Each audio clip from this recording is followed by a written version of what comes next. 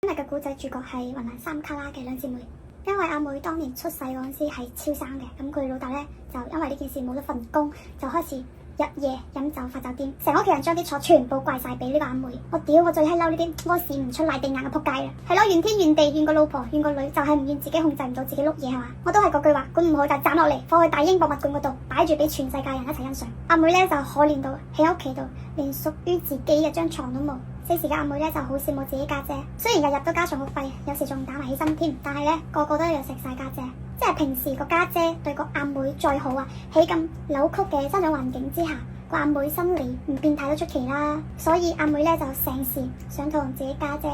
合為一體，甚至咧想代替家姐成為呢頭家唯一嘅細路仔。呢個亦都成為咗佢嘅執念。話時話啦，就算個阿妹係超生嘅，但係如果佢係個仔，佢有持股定嘅話，就算送去非洲啊，佢老豆老母都一樣會錫佢愛佢啦。屌，收尾個阿妹咧就靠自己，就離開咗呢個三卡拉嘅地方，喺大城市度成為咗一個好高卡士嘅名人，仲有一個家境唔錯嘅男朋友陪佢。佢就呃出邊啲人話自己係孤兒啊嘛，但係個家姐就喺呢個時候拖住嗰個大肚，好落魄咁揾到咗阿妹。個阿妹就驚俾人知道啊嘛，就呃人哋話佢家姐係表姐，仲接埋翻屋企住。嗰段時間個阿妹咧，佢就知道不被期待而出世嘅細路仔大個咗之後會有幾痛苦，佢就勸家姐去落胎，佢家姐就係都要生落嚟。我屌啊，真係冇聲出，即係呢個家族嘅優良傳統就係唔負責任呵。以上全部內容嚟自大喬小喬呢部小說，而家被改編成咗電影《喬演的紳士》。我估你哋班友仔肯定會話我啦，冇所謂，我仲係要講，係我最中意嘅趙麗穎、森子蕾兩位優秀女演員主演嘅。可能係我真係生理變態下，我真係好閪冧呢種雙方都黑化嘅瘋批懸疑電影。